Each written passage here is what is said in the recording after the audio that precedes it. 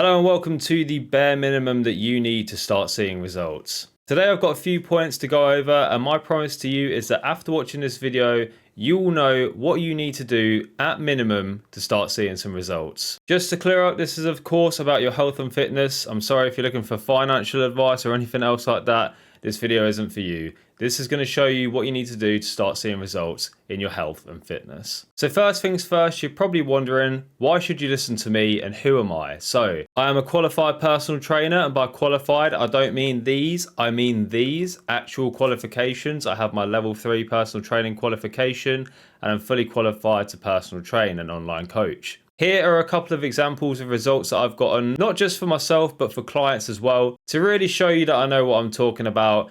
And lastly, I have been in the gym for now nearly 9 years, so I've got plenty of experience on the topic. So now that we've got that out of the way, you can make the decision whether you want to watch this video from me and listen to me or not. But the first point I'm going to cover in terms of the bare minimum that you need to start seeing results is your diet. And yes, I'm sorry to say, you can't just go in the gym and train. Your diet is very important. The way that you look is about 70 to 80% determined by your diet. So it is a very important part of the whole process. Now, it's most people's goal to either gain size or lose weight. And this is all achieved through what you eat. If you're wanting to lose weight and fat, you need to be in a calorie deficit. And if you want to put on some size, you're going to need to be in a calorie surplus. And this is going to be the bare minimum. So I'm not going to go greatly in detail about nutrition, but I'm just going to give you the basic facts that you need to get started. And I can promise you, if you follow these facts, you'll start seeing results fast. You'll start gaining size if that's the goal. You'll start losing weight if that's the goal, if you follow these steps. So number one, go to the calorie calculator that I've linked in the description of this video. I'm not sponsored by the calculator.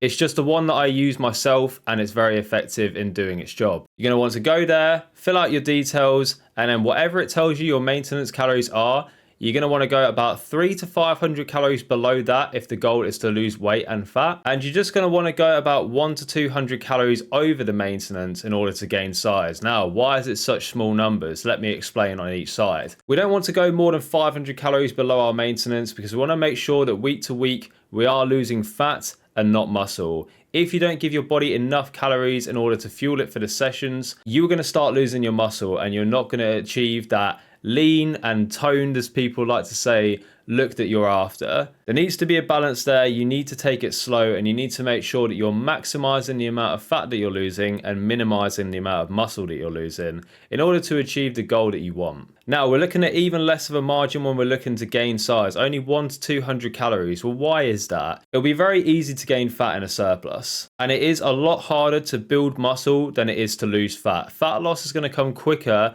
than building muscle is, and hence we need to take a slower approach. But as long as you stick to that, you will start to see progress. Now, if you feel like you need more help with this, I do offer one-to-one coaching. If you want to hire me as your online coach, you'll be able to find the links that you need in the description of this video. Please do fill out the interest form if you're interested in anything at all from me. Don't worry, it's not going to cost you a penny. It will just let me know that you're interested and we can have a chat from there. But continuing on with the video, the bare minimum that you need, you're going to have a look at your protein. So you're going to want to get around 1.2 to 1.7 grams per kilogram of body weight in protein if you're lifting at the gym. Now, this can go up to around 2.2 grams per kilo if you're more of an advanced lifter, but if you're someone that's just getting into it, 1.2 to 1.7 grams per kilogram of body weight will suffice. And of course, you do want to try and aim for that higher number, but as long as you're getting in the minimum, you should be okay. And on the screen right now, I'll give you a list of high protein options that you can choose to add into your meals or as a snack. There'll be some for meat eaters, some for vegetarians, and some for vegans as well. This is not an extensive list, but is of course the bare minimum, so we're just covering the basics today. And finally, on this point, I'll give you some basic nutritional tips, okay? Fruits and vegetables, very important, very high in micronutrients, necessary for your diet in order for you to perform well, and are lower in calories as well. So especially if you're looking to lose weight, you can bulk up your meals with fruits and vegetables and make your life a whole lot easier. You want to try and get in about 4 to 5 portions of fruits and vegetables a day, if not a little bit more if possible. Water is super important. We're made up of about 70% water, so it's very important that you stay hydrated. Make sure you're getting around 2 to 4 liters of water in per day. I know that's quite a big range, but obviously if you're a lot smaller, you're going to require less water. If you're a lot bigger, you're going to require more because there's more of you. So if you're around that range, On the higher end, if you're a bigger person, on the lower end, if you're a smaller person, you should be fine. And in terms of the meals themselves, if you're getting a protein hit with every meal, maybe you're having something like eggs with your breakfast, chicken with your lunch, maybe some fish for dinner or something like that. And I know it's very meat orientated, but I am a meat eater myself, so that's where my mind goes. But I think you get the concept. Having protein with every meal is going to help to up your daily protein intake and make that goal a whole lot easier for you. And try to focus mainly on whole foods. They are the most nutritious, they're going to make you feel more full and satisfied, and they are going to make you feel better. So whole foods are foods that just have one ingredient on them. If you look at the back of a chicken breast packet, you're going to see one ingredient, just chicken. Same with eggs, same with rice. There's just one ingredient, it's just rice. These are the foods that you really want to focus on in your diet. It doesn't have to be 100% perfect, and I actually wouldn't recommend that. If you try and be 100% perfect, you're going to end up giving up. I promise you that. You're not going to stay 100% perfect for the rest of your life. I find the 80-20 rule to be perfect. Maybe more so up to around 90-10 as you get more into things, but you're going to need to have that little thing every now and then that keeps you going. Otherwise, you're just not going to want to do it. So make sure your diet's based mainly around whole foods, high in protein, and allow yourself to have that little treat every now and then to keep you going. Otherwise, you won't stick to it for the rest of your life, which is the goal. Moving on to point number 2, your training. Yes, if you want to get the look that you're after, you are going to have to train to some degree. But here are the basics in terms of that. Look, the reason why you're going to need it is because you want to be gaining muscle, not fat, if you're looking to put on size. And you want to be losing fat and not muscle if you're looking to lose weight, right? And this is what you're going to need to do in order to achieve that toned look that we talked about earlier that I know a lot of you watching want. So training is very important. When it comes to the training itself, let's focus on your health first and foremost. 150 minutes of cardio a week should be the goal. That's 5 30-minute sessions a week, or it's 2-hour sessions and 1 half-an-hour session. And if you're just starting out, this can be as simple as a half-an-hour walk every day. Everyone can fit that in on their lunch break, and that's just going to help you to be a more healthier and active individual. Heart health is the most important thing. It's much more important than having bigger biceps, and it should be the focus. Make sure you're getting your cardio in. And like I say, it can start out as a walk, but I would try to progress it to a proper form of cardio when you're able to do so. And examples of this, if you can play a sport, that's fantastic. One of my clients plays netball every week and she's losing weight successfully. My friends play five-a-side football, and a friend of mine that I trained from the early days who's lost a ton of weight, he does 3 five-a-side football games a week, gets his cardio in, and he doesn't even have to think about it. Sport's a great way to get your cardio in. But failing that, you could do things like running, cycling, swimming. Just choose the form of cardio that you enjoy the most and stick to that. And next up, we have resistance training. Yep, you knew it was coming. It is essential for building muscle and achieving that look that you want. You're not going to get that toned, lean look that you're after if you're not doing some form of resistance training. But don't worry, you don't have to train every single day to see the results that you want to see. In fact, you probably don't have to train as much as you think you do. Now let me explain. If you're just starting out, you can achieve whatever you have in your mind by just doing around 2 to 3 sessions a week. Now, as you become more advanced, I would progress that up to around 5 sessions a week, and I actually wouldn't recommend going above 5. 6 is okay, but a very important part of building muscle is in the rest and recovery. So having 2 rest days a week, trying not to train more than 3 times in a row is going to be very beneficial to your recovery and your overall muscle growth. So very important to not overtrain. Make sure you're having at least 1, ideally 2 rest days per week. And like I say, if you're just starting out, just doing 2 to 3 sessions is probably 2 to 3 more than you're doing right now. And so you will start to see results very quickly. Now, if you are just getting started, I actually have something that I'm giving to you for absolutely free. You'll find this linked in the description once again, but I have my free flexible workout program. And it is called that because you can either do a 3-day split, 4-day split, or 5-day per week split.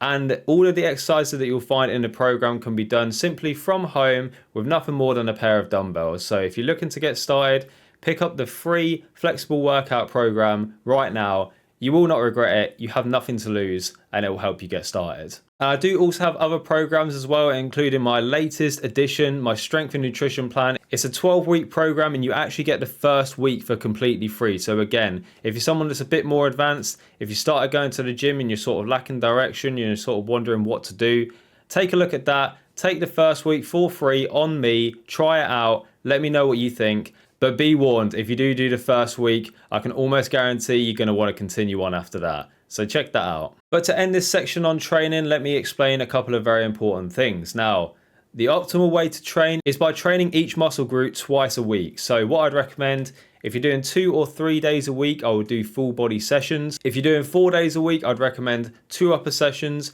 and 2 lower sessions. If you're doing 5 days a week, I'd recommend doing push, pull, legs, an upper day and a lower day. And if you do want to train 6 days a week, I'd recommend push, pull, legs, push, pull, legs. But I would do something a little bit different with that. Now, I hate to keep going to my plans, but I've been doing this for 9 years now. I've got all of the experience. I know what I'm doing. As I said before, I am a qualified personal trainer, but I do have a muscle building plan as well, where I've taken this 6-day split and I've made it so it's not just a 6-day split, it's a 5-day split, but you go through that push, pull, legs with the appropriate rest days in between. If you want to see more about that, go and check out the programs over on Fitter. And lastly on this section, progressive overload is absolutely key. If you're not pushing yourself week to week, if you're staying with the same weights week to week, you will not progress. Every week when you go into the gym, you should know, what did I do last week? What was like the rep range that I was looking to do for each exercise? What was the weight that I used? And how can I progress and do better this week? When you get into that mindset, into that growth mindset of what can I do to be better than last week, and you continue to progress week by week, that is where you will see the results, and that's when they will come in fast.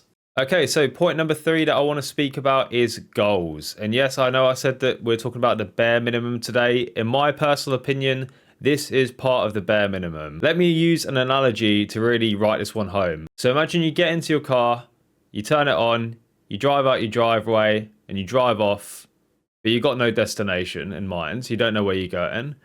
You wouldn't do that, would you? The same should be true for your health and fitness journey. If you don't have a goal, if you don't have a destination that you're looking to get to, how are you going to know that you're even getting results in the first place? Because results on what? Now, a lot of people, when you ask them to give you a goal, I've personally experienced this as a coach myself, they always go for one of 2 things, right? I want to lose a bit of fat around my stomach, I want to lose weight, or I want to gain weight. Now, these goals are okay, but they're not the best, and here's why. You could build muscle and look better and lose fat, but weigh the same. Because obviously muscle is going to weigh something and so is fat, or very similar. Now, you could take that weight at face value and say, I've only lost a couple of pounds, I feel like I haven't achieved anything. But you could look at yourself in the mirror, you could take some progress photos, and you could realize that you've actually made a big change.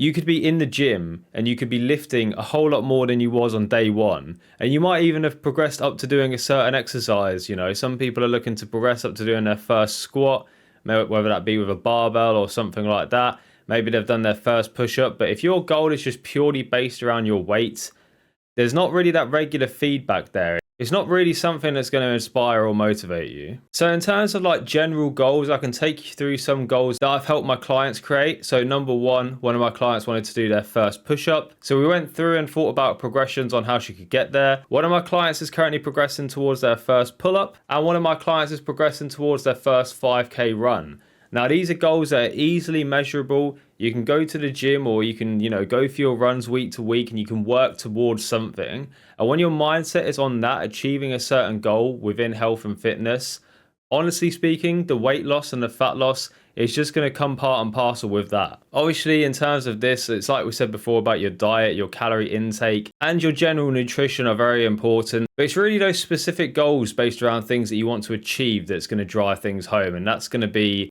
your big motivator for continuing to go and continuing to keep your nutrition in check.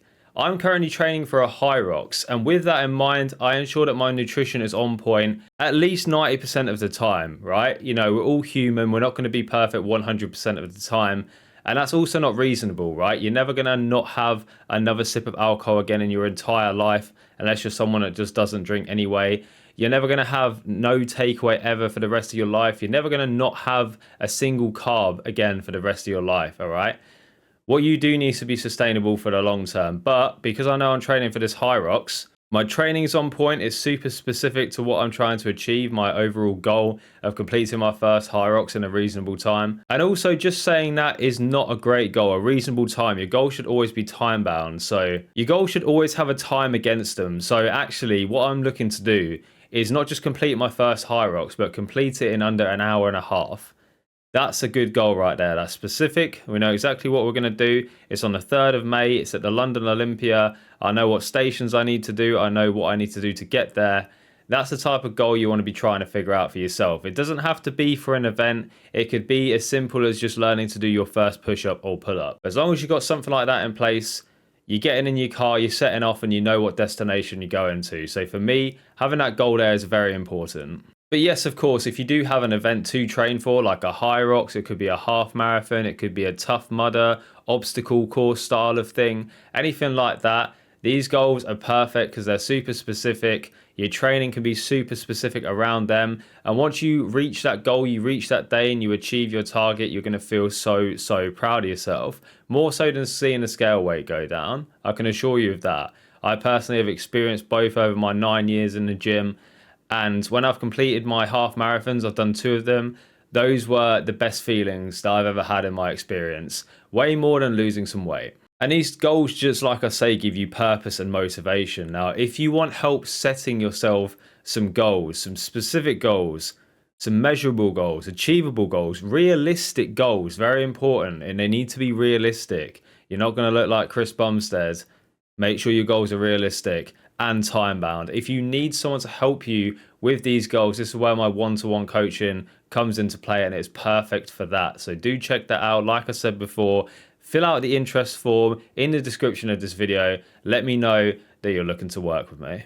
Okay, and point number 4, which is going to be the final point of the video, is going to be all about your lifestyle. So there's a couple of things in here that I think are really important, and they are the bare minimum that you need to do to start seeing results. Number 1, and perhaps the most important thing, you need to start walking more and doing more steps. Some ways that you can do this easily that I'm going to give to you for absolutely free are as follows. You can choose to walk up the stairs when you're given the option between the stairs and an escalator or an elevator. You can choose to park at the back of the car park, whether you're going to the supermarket or the gym or anywhere like that. Park at the back of the car park, you can get them extra steps in for free. And if you're at home and you want to get more steps in, maybe just while you're watching the TV or something like that, invest in a walk pad. We've got one at home and it makes doing steps so easily, because then you can habit pair. You can do the thing that you want to do, which is watch TV, with the thing that you need to do, which is walk. If you're able to get a walk pad, they are absolutely ideal for just getting more steps at home. And if you want one, if you're unsure which one to buy, I will link one in the description of this video. Make sure you go and pick one up if you want to be getting more steps. Another thing that I feel like is the bare minimum you need to do is to start cooking your own food. If you're ordering takeaways every single day, it's going to be really hard not only to track your calories, but to ensure you're getting in the right nutrition. Especially if you're sort of ordering out or having something pre-made for every single meal. I mean, how are you going to know what the nutritional value of that is? And with things like fast food, they're very non-nutritious. They've got a lot of stuff in them, additives, that not only make them taste nice, but also make them more addicting as well. The more you can stay away from things like fast foods, the better. And they're typically very calorie dense foods, which, especially if you're looking to lose weight, makes it very difficult. And I'm not saying you can never have another McDonald's again. You just need to make sure you're limiting your consumption and cooking most of your meals from home. You can make very tasty meals. I have a few recipes on my Instagram if you need some help with just finding some tasty meals that you can make at home. But it's highly recommended. Then you can get your protein sources in, you can get your vegetables in, you can get your starchy carb in that's going to keep you full. And you can ensure that most of the foods that you are eating are whole foods and you've not got any strange additives in there. A lot of things like ready meals have things such as salt and sugar in them to preserve them, which are things that you don't really want to be having in excess. And in terms of your nutrition, cooking your own food, using whole ingredients is just going to be so much better for you. Number 3, you need to have a look at the meetups you're having with your friends and family. Do you have the case where every single time you meet up with friends and family, it's either for alcohol or takeaways? We all have them friends that we only see when they're going out drinking. Try to distance yourself from this group if you can. And I'm not saying that you should not be their friend, but if you notice that the only time you're seeing them is to go out for drinks, staying up late, doing all of these like bad habits, then maybe reduce the amount you're doing that. And, you know, maybe recommend doing something a little bit more healthy. You know, recommend going out for a walk together, go and hit the gym together, get a session in, maybe just have some food together that you cook yourself. There are many things that you can do that don't have to involve eating bad food, having takeaways and alcohol and staying up really late. There's many things that you can do instead. I'm not saying that you should completely cut these things out. I just think you need to monitor how often it's happening. You know, if you're going out every single weekend, drinking, having takeaways, maybe just try and limit that to about once a month. I found that's about the sweet spot where you can sort of be making progress, but also occasionally enjoy a treat like that where you may be getting a little bit drunk and, you know, you can have a takeaway or something. I think it's very unrealistic to say you're never going to do it again. But if you're going out every single weekend, if you're having takeaway multiple times every weekend, it's something to consider. Try to do it a little bit less. Meet up with friends and family for something a little bit more healthy and be the one that suggests it. You don't have to wait for someone else to suggest it because it might not happen. It's your chance to take the lead. And lastly, in terms of lifestyle, a proper bedtime routine. If you're going to sleep at 4 a.m. every night and waking up at 8 or 9 a.m. in the morning, it's going to be very counterintuitive, especially if you're looking to build muscle. Sleep is a key component when it comes to building muscle and achieving that lean physique that everyone wants. If you're not getting the right amount of sleep, you're going to inhibit that greatly. So make sure you get a proper bedtime routine together. Make sure you're getting at least 7 hours of sleep per night. I ideally recommend 8 to 9 because we don't typically go to sleep as soon as our head hits a pillow. You know, you could go to bed at midnight and wake up at 7 a.m., but you've probably not had 7 hours of sleep because you were probably tossing and turning for the first hour. So try and give yourself a little bit more sleep. Get that bedtime routine in place. Do the same thing each night. Try and relax without screens. You know, maybe read a book or just talk to your partner or something at least half an hour before you go to sleep, and you'll make that routine a whole lot better. And I do believe a proper sleep schedule is the bare minimum that you do need to do to start seeing results. If your sleep's out of whack, it's going to greatly reduce your chances of getting the results that you want to see. Okay, and I've given you a lot of things to think about there, so that is where I'm going to end the video. If you have any questions whatsoever, please do ask them in the comments and I will reply to every single one. So make sure you get your questions. No matter how simplistic, any question is totally fine in this comment section. I'll do my absolute best to answer it to the best of my ability and make sure you walk away knowing the answer to the question that you've asked. Make sure you follow me on my other socials in the description. We've got my Instagram there and my TikTok there. I post a lot more frequently on there, and there are more ways that you can contact me by using those social medias. So make sure you go and check those out. And I know I've mentioned it before, but I mean, if you've got this far in the video, you might as well fill out the coaching interest form. Even if you just want to talk to me a little bit more, even if you just want to help me out, it's absolutely free of charge. Check out the interest form in the description below and get it filled out, and let's have a conversation about it. And finally, let me know what you want to see next. Thank you all for watching. See you in the next video.